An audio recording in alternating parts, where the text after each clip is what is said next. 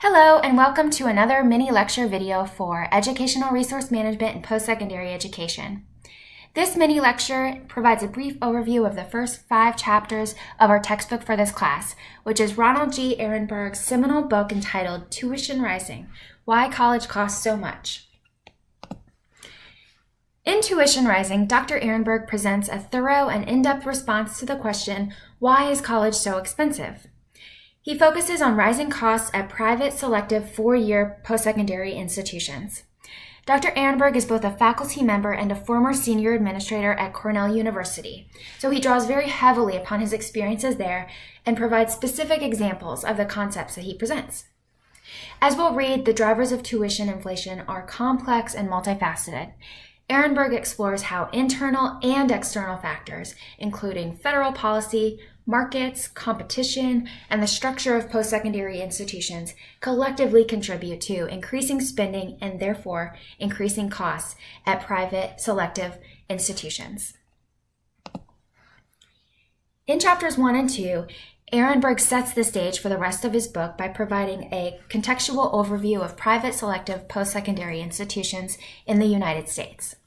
These institutions are selective in that they typically admit a small percentage of students who apply. Therefore, they tend to enroll high-caliber students and educate many of America's government and industry leaders. Ehrenberg goes on to describe significant increases in the published cost of tuition at private selective institutions. This book was written in 2000 and updated in 2002. However, the trends discussed by Ehrenberg continue to hold. The graph on the screen is from the 2017 edition of the College Board's Trends in College Pricing Report and illustrates that the sticker price, or the published tuition rate, at private nonprofit institutions, which is represented by the blue bold line on the graph, has increased by nearly $4,000 over the past 5 years. Net tuition, on the other hand, which is the cost that students actually pay, has remained relatively flat since the 1990s, largely due to institutional grant aid, which is discussed later in this book.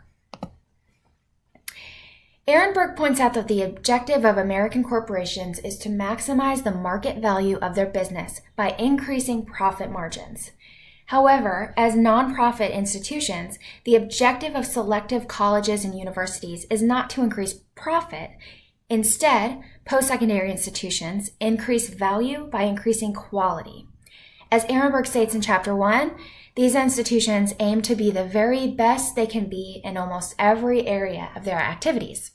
This includes everything from attracting the best faculty, to dining facilities, to study abroad programming, to dorm rooms, to technology, to research facilities, and so on and so on. Consequently, institutions engage in what is referred to as an arms race for quality. Importantly, shared governance plays an important role here. Through shared governance, faculty support is needed in order to effectively manage post-secondary institutions. At public post-secondary institutions, when administrators have to make tough decisions about budget cuts or programmatic cuts, they can oftentimes shift blame for these decisions on state policy or state budget cuts or tuition caps. However, this is not the case at private institutions, and Ehrenberg explains that in order to keep the goodwill of the faculty, administrators at private institutions are more likely to raise tuition instead of cut spending. An important element of this arms race for quality is that as long as the demand is there, and as long as there is a qualified pool of student applicants, institutions don't have a strong incentive to reduce their spending.